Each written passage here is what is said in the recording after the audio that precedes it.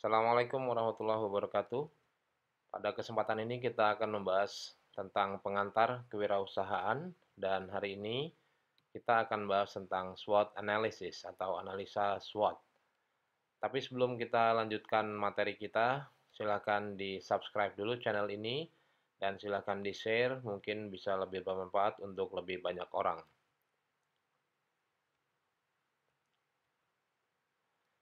Baik, pembahasan ini adalah pembahasan sederhana. Saya akan cepat saja membahasnya. Apa yang dimaksud dengan analisis SWOT? Secara istilah, SWOT adalah singkatan dari strength, weakness, opportunity, dan threats. Kekuatan, kelemahan, peluang, dan ancaman.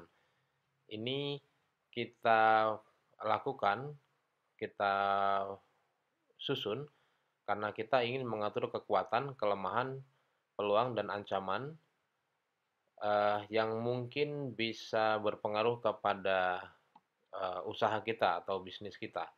Dan ini akan kita susun dan kita sajikan dalam kisi-kisi sederhana.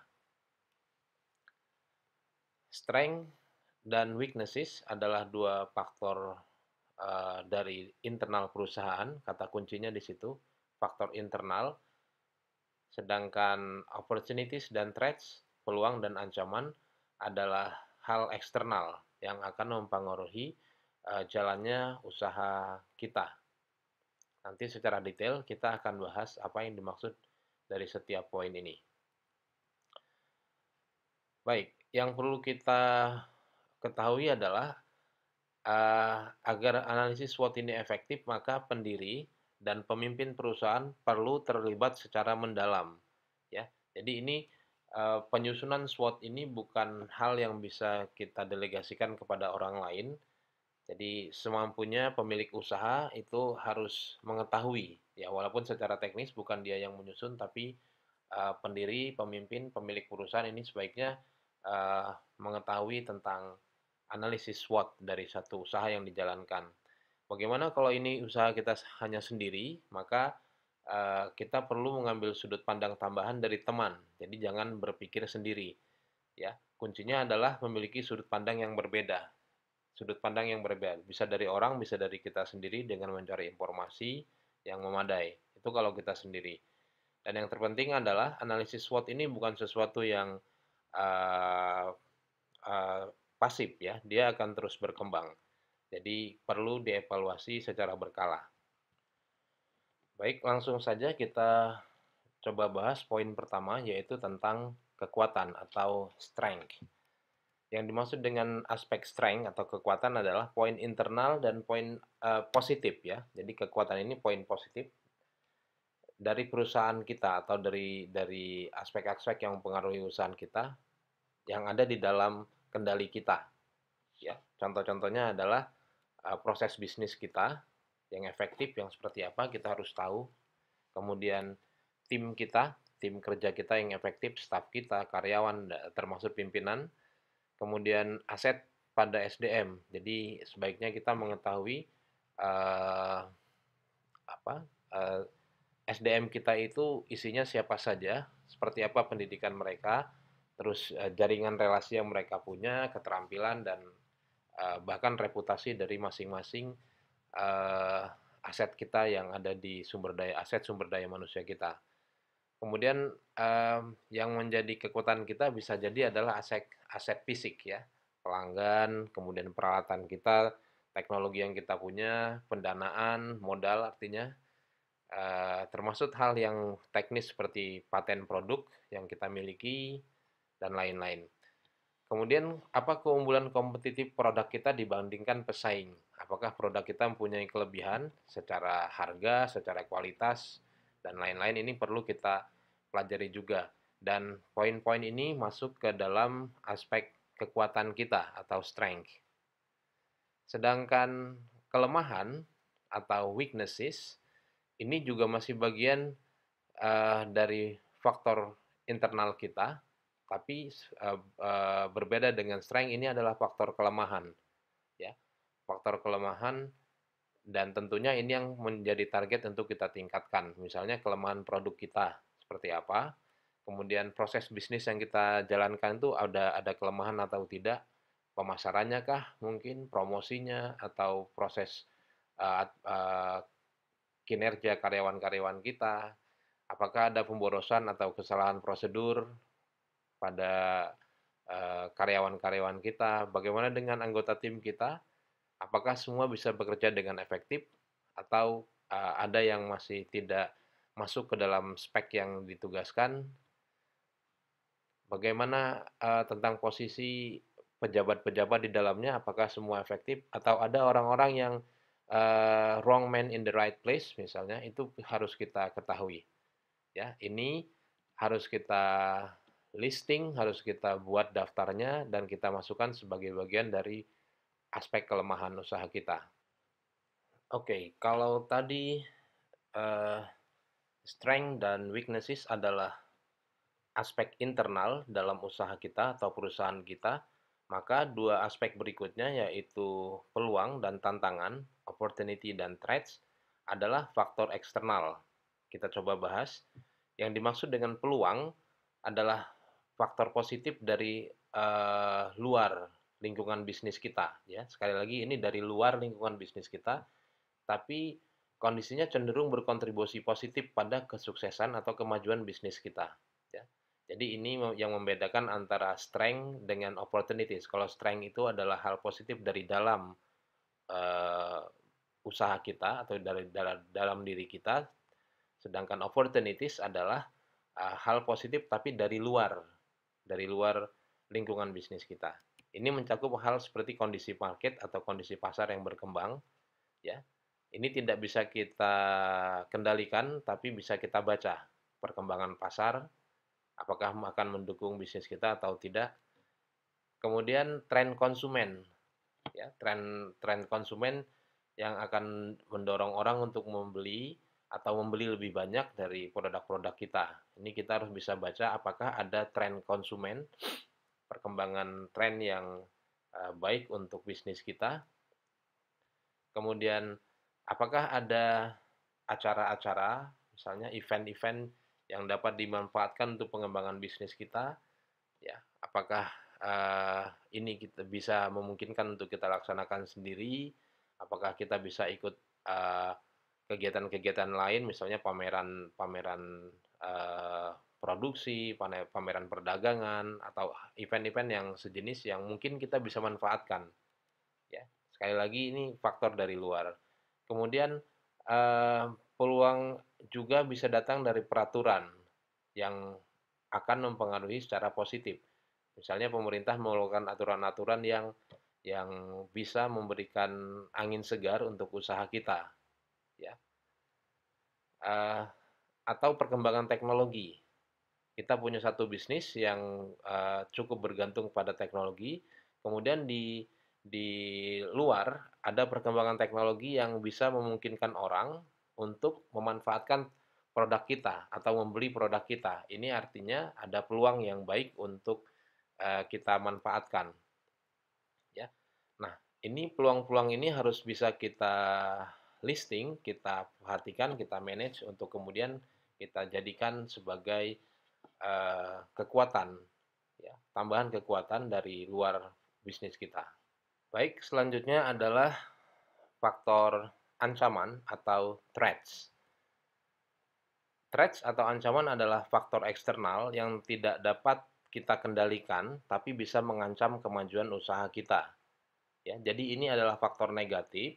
Bedanya kalau weakness adalah faktor negatif dari dalam usaha kita atau dari dalam diri kita, sedangkan threats atau ancaman adalah faktor negatif tapi dari luar.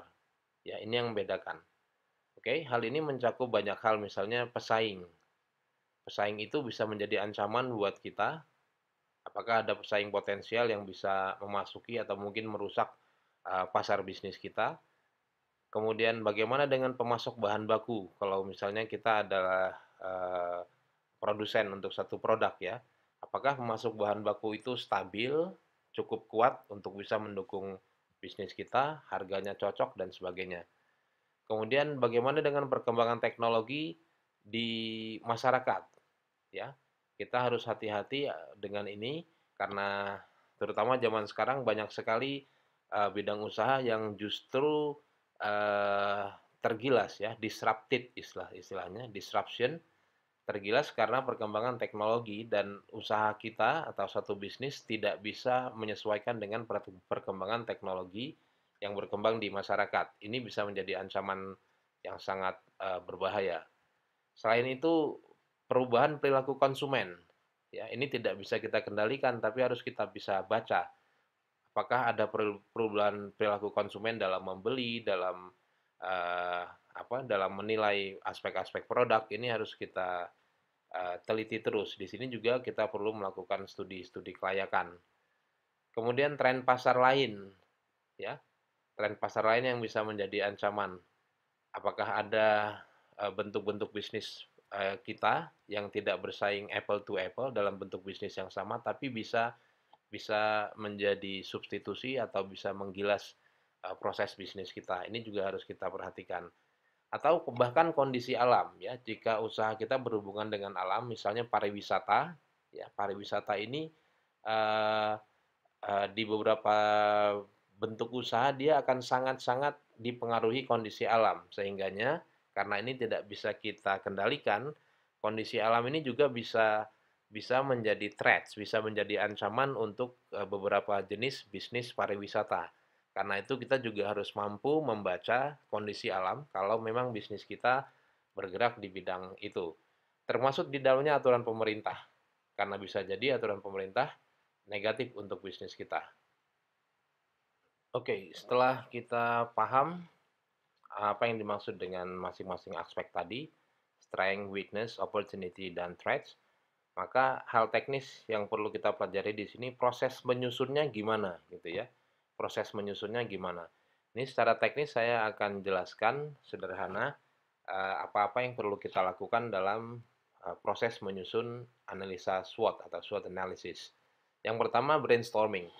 Brainstorming ini kita mencurahkan semua informasi terkait setiap aspek yang akan kita nilai dari SWOT tadi. Strength-nya apa, weakness-nya apa, opportunities-nya apa, threats-nya apa.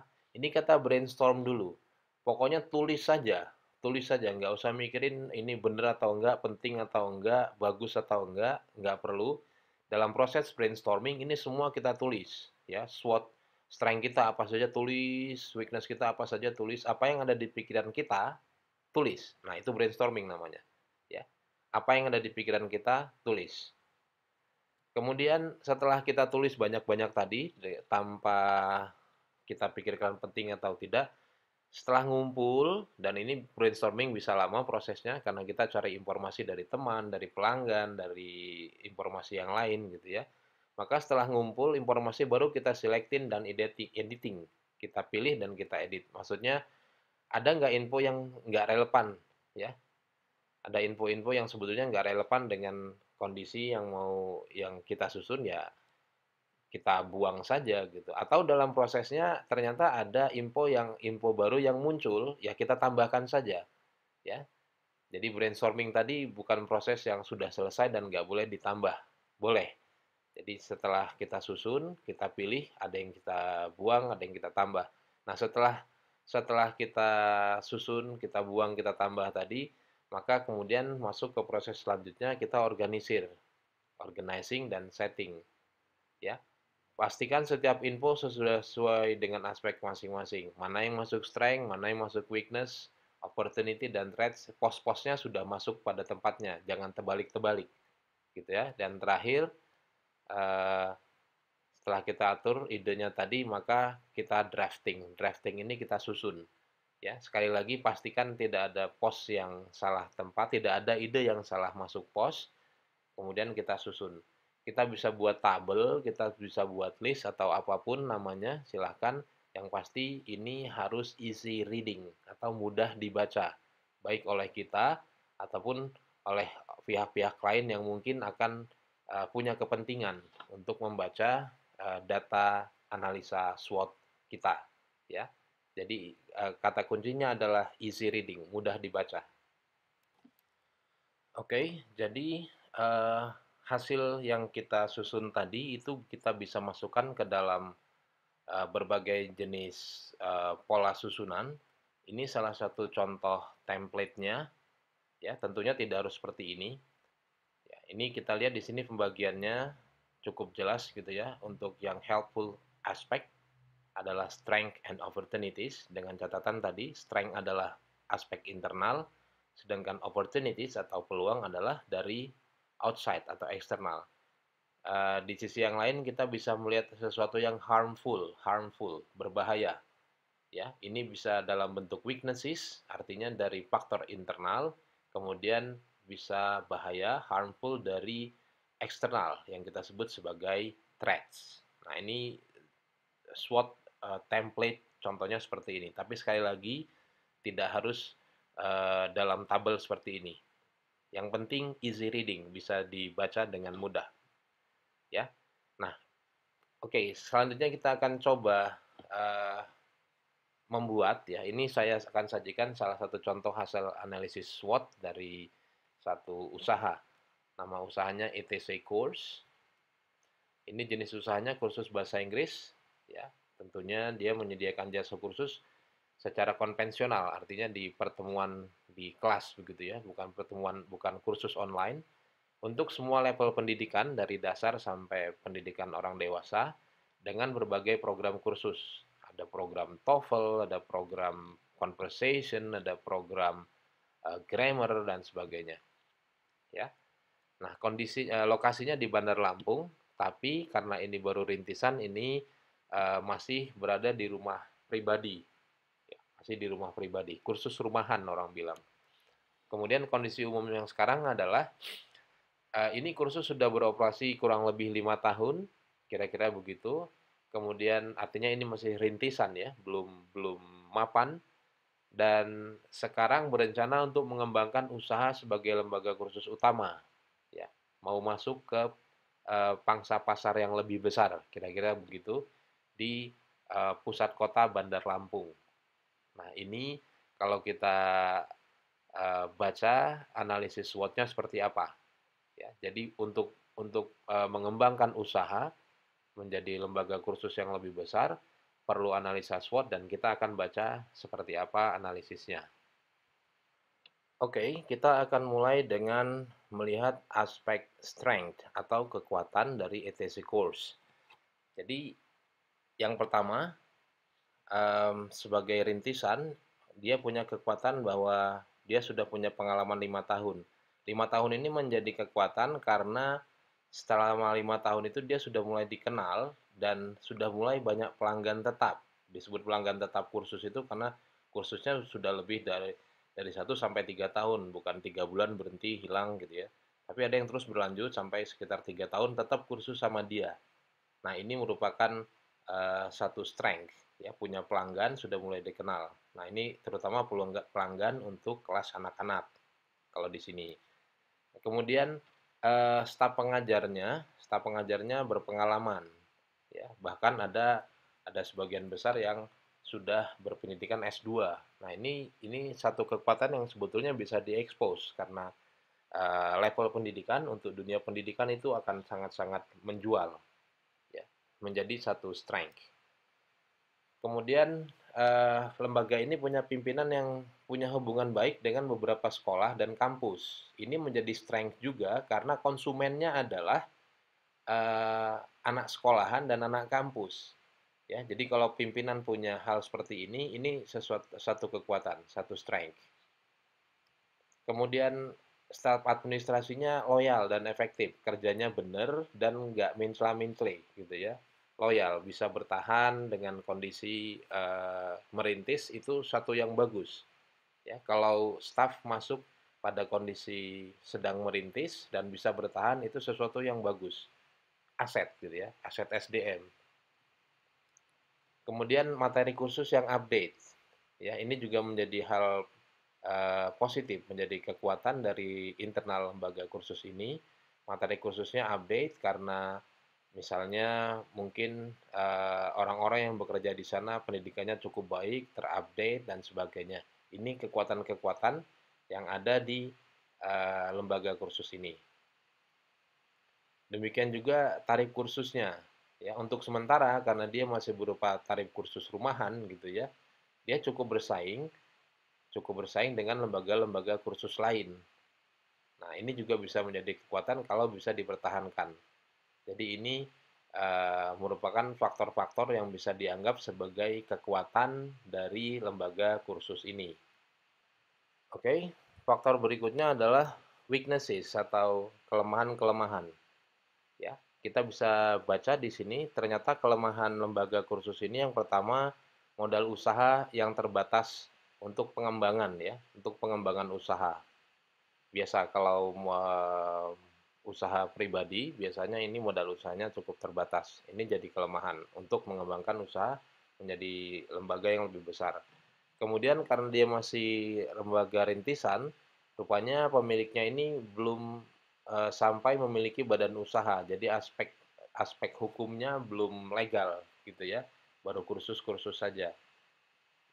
Ini kelemahan untuk lembaga pendidikan formal, paling tidak harus minimal berbentuk LKP, Lembaga Kursus Pendidikan.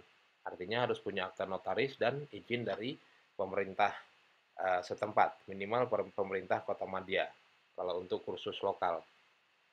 Kemudian karena kursus rumahan, ini kelemahannya adalah fasilitasnya masih belum memadai untuk bersaing dengan lembaga kursus lain gitu ya. Misalnya kursinya, AC-nya, terus alat-alat yang mendukung seperti OHP dan sebagainya. Dan lokasinya juga eh, tidak di pusat kota, artinya cukup jauh dari pusat keramaian. Ya. Sedangkan kalau mau berkembang, salah satu strateginya adalah kita berada di tempat yang mudah diakses oleh calon konsumen. Ini kelemahan juga. Selanjutnya, eh, untuk berkembang ke proses bisnis yang lebih besar, kelemahannya adalah ini lembaga kursus belum memiliki software akuntansi yang memadai.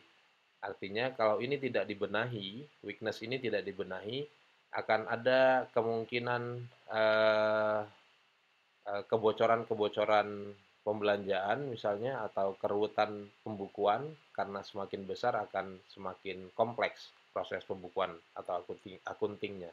Jadi ini juga menjadi satu kelemahan akuntansi yang manual ya belum dimiliki. Kemudian belum juga memiliki staf yang ahli dalam teknologi pendidikan, terutama pembelajaran online atau pembelajaran daring. Ini nanti bisa kita hubungkan dengan tantangan yang ada di masyarakat, tantangan di pasar.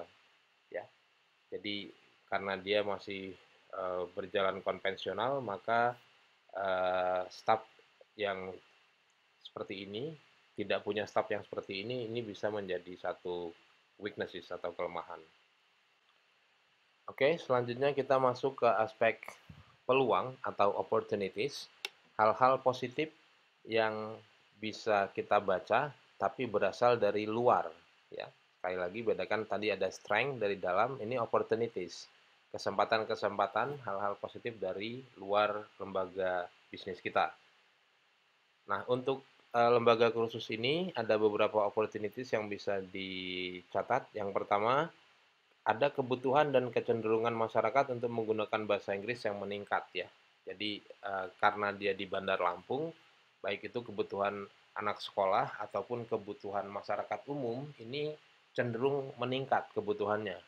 Ya, misalnya uh, untuk kebutuhan lanjut studi, untuk kebutuhan mencari kerja atau mencari peningkatan karir ini karena di perkotaan kebutuhan bahasa Inggris meningkat dan ini menjadi peluang yang bisa ditangkap.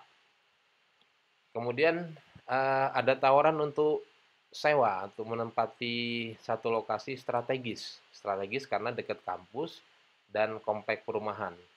Ya, karena pasar utama lembaga kursus ini adalah mahasiswa dan kalau komplek perumahan itu tentunya komplek perumahan yang support ya, misalnya karena penghuninya adalah generasi yang masih punya anak dalam usia sekolah. Nah, ini tempat-tempat yang seperti ini, kalau ada tawaran itu bisa menjadi opportunities, bisa menjadi peluang untuk ditangkap untuk bisa mengembangkan peluang usaha. Selanjutnya adalah uh, ada tawaran dari pihak bank untuk pinjaman modal usaha. Ya, jadi kalau kita bisa berkomunikasi dengan bank, ini kalau berani atau kalau mau, ini pihak bank ini mereka akan membaca, kemudian nanti akan memberikan penilaian, dan ini ternyata sudah ada peluangnya, sudah ada komunikasi artinya, sudah ada peluangnya untuk bisa mendapatkan pinjaman modal usaha dari bank. Biasanya bank itu melihat beberapa aspek, termasuk salah satunya adalah bagaimana laporan keuangan, pembukuan kita. Ya, keuangan, laporan keuangan atau dalam bentuk pembukuan itu menjadi hal yang data utama untuk bank. Ya. Oke, dan faktor terakhir yang kita analisa adalah faktor tantangan atau threats. Hal negatif yang bisa mengancam usaha kita tapi berasal dari luar lembaga bisnis kita.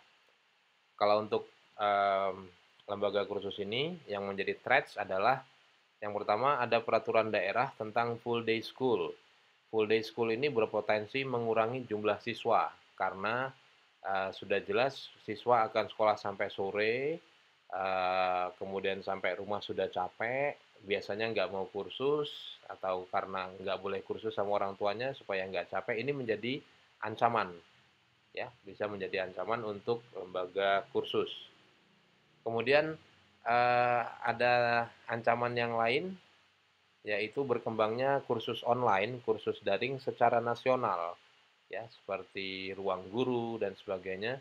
Ini merubah tren di masyarakat, ya, merubah kecenderungan masyarakat untuk belajar. Jadi ada kecenderungan untuk belajar secara online, artinya nggak datang ke tempat kursus, ya. Jadi tren konsumen yang mulai berubah, ini bisa menjadi ancaman juga. Kemudian ada pesaing dengan modal besar yang sudah tentunya membaca kondisi ini juga, ya, kena menganggap sebagai peraturan daerah juga ancaman, kemudian online course juga ancaman. Kemudian salah satu strateginya pemain besar itu menurunkan tarif kursus, ya, menurunkan tarif kursus, dan ini tidak bisa kita kendalikan sehingga ini menjadi tantangan untuk lembaga kursus kecil. Kemudian harga sewa untuk tempat yang prospektif tadi ternyata cukup tinggi, ya. Apalagi kalau dibandingkan dengan sebelumnya karena hanya di rumah sendiri, bisa dibilang tanpa sewa gitu ya. Walaupun tentunya dimasuk tetap dalam operasionalnya, walaupun kita di rumah sendiri itu tetap ada hitungan harga sewa, tapi tidak setinggi kalau kita mau mencari tempat yang prospektif. Kemudian ada tantangan, kalau pindah lokasi, maka ada kemungkinan pelanggan lama akan berhenti. Nah, ini ancaman juga. Ya, ancaman juga artinya harus kita antisipasi gimana caranya pelanggan kita dari tempat yang lama itu nggak berhenti, nggak pindah karena kita pindah lokasi. Kita pindah lokasi, dia pindah kursus. Nah, ini tantangan, ancaman juga. Jadi harus kita pikirkan gimana mengantisipasinya. Nah, ini 4 faktor yang bisa kita analisa dari lembaga kursus yang berencana untuk berkembang. Baik, setelah kita menyusun analisa SWOT tadi, Strength, Weakness, Opportunity, dan Threats tadi, maka yang penting bukan daftar SWOT-nya tadi justru. Yang penting adalah setelah ada analisa SWOT itu kita mau ngapain. Ya, setelah kita analisa, maka langkah penting berikutnya adalah kita menyusun rencana aksi atau action plan. Sesuatu yang harus kita laksanakan. Ya, misalnya kita organisasi, kita bagi dalam beberapa aspek. Yang pertama, kita mau ngapain nih dengan permasalahan permodalan. Misalnya kalau untuk kursus ini ada rencana, yang pertama cari investor. Kalau nggak bisa, dapat pinjaman dari bank. Dan untuk pemilik ini menjadi pilihan terakhir, karena syarat di bank itu cukup rumit gitu ya. Kalau bisa cari investor, kalau nggak bisa, ya udah pinjam bank, kira-kira begitu. Kemudian kalau harga sewa lokasi tadi menjadi beban, mungkin nggak mencari lokasi dengan harga yang lebih terjangkau. Ini untuk permodalan. Untuk pengembangan usaha, eh, akan diusahakan untuk membuka program khusus secara online atau daring, ya, untuk bisa masuk ke pasar baru, pasar bisnis baru, yaitu kursus online. Kemudian untuk promosi ini direncanakan memanfaatkan media sosial dengan lebih efektif. Ya, mungkin selama ini dianggap kurang begitu masif. Nah, ini diprogramkan untuk memanfaatkan medsos. Artinya hal-hal yang mendukung ke sini juga akan disiapkan, stafnya, teknologinya, dan sebagainya. Kemudian akan diusahakan melakukan promosi aktif ke sekolah, ya, kerjasama dengan guru, misalnya memberikan bonus untuk guru yang bisa mengirim siswanya, contohnya seperti itu. Kemudian diskon khusus untuk pelanggan lama, tadi pelanggan lamanya supaya nggak kabur, kalau tetap mau ikut kita dia dapat program khusus, gitu ya. Atau supaya cepat dikenal, kita bisa mengadakan grand opening yang berkesan, ya, tapi dengan biaya yang cukup terjangkau. Selanjutnya untuk urusan SDM, ini mengantisipasi tadi, maka eh, yang pertama kita perlu software akuntansi, beli software dan melatih staff unggulan. Jadi bukan staff yang sehari yang ketemu tantangan baru kabur. Kan tadi kita strength-nya punya staff yang loyal. Kemudian kita rekrut tenaga pemasaran secara kontrak, kalau belum bisa ajak, kita rekrut kontrak dulu, ini bisa direncanakan. Kemudian staf IT, untuk promosi medsos kita perlu staf IT yang handal, ya, yang paham. Artinya ini perlu kita siapkan juga. Baik, tadi adalah contoh bagaimana kita bisa menyusun SWOT analysis atau analisa SWOT dari lembaga kursus yang akan berkembang. Ya, kita sudah coba juga pahami konsepnya seperti apa. Nah, poin-poin pentingnya akan kita simpulkan sebagai berikut. Yang pertama, lakukan proses brainstorming yang efektif. Brainstorming tadi ya, mencurahkan ide sebanyak-banyaknya. Ini untuk menjaring informasi akurat terkait data-data SWOT usaha yang akan kita analisa. Brainstorming ini nggak bisa sebentar, karena kita perlu banyak sekali informasi yang akan kita masukkan ke dalam analisis SWOT. Ya. Dan tadi kalau kita menjalankan sendiri, maka kita perlu ide-ide dari pihak-pihak luar, termasuk konsumen, bahkan termasuk pesaing kita. Nah, ini penting. Poin yang kedua adalah kalau analisis SWOT sudah selesai, yang terpenting adalah buat action plan. Ini mau diapain? Ya, itu yang terpenting untuk usaha kita, untuk bisnis kita. Nah, dalam menyusun action plan ini, yang kita utamakan adalah kekuatan kita dulu. Ya, kekuatan kita ini apa yang bisa kita kembangkan untuk mengantisipasi threat atau ancaman yang ada di pasar. Nah, action plan tadi itu bagaimana kita memanfaatkan kekuatan-kekuatan kita yang utamanya tentunya untuk meminimalisir weakness dan threat. Jangan lupa tentukan time limit atau batas waktu untuk setiap aspek dari action plan kita. Ini harus selesai kapan, ini harus selesai kapan, itu sebaiknya ada schedule-nya. Ada batas waktu agar kita mudah juga mengevaluasinya. Dan yang terakhir, jangan lupa evaluasi secara berkala pelaksanaan dari action plan tadi. Ya, tadi karena kita sudah punya batas waktu, sudah punya tenggat waktu, kita harus bisa evaluasi. Sudah terlaksana belum? Ya. Kalau dievaluasi itu kita lihat kalau belum terlaksana, kemudian masalahnya apa, kenapa tidak terlaksana, dan sebagainya dan sebagainya. Nah, ini poin-poin penting selain pemahaman kita tentang SWOT, ini poin-poin penting yang harus kita perhatikan untuk bisa melakukan analisis SWOT untuk usaha kita. Oke, itu yang bisa saya share terkait dengan SWOT analysis. Thank you for learning with me and goodbye.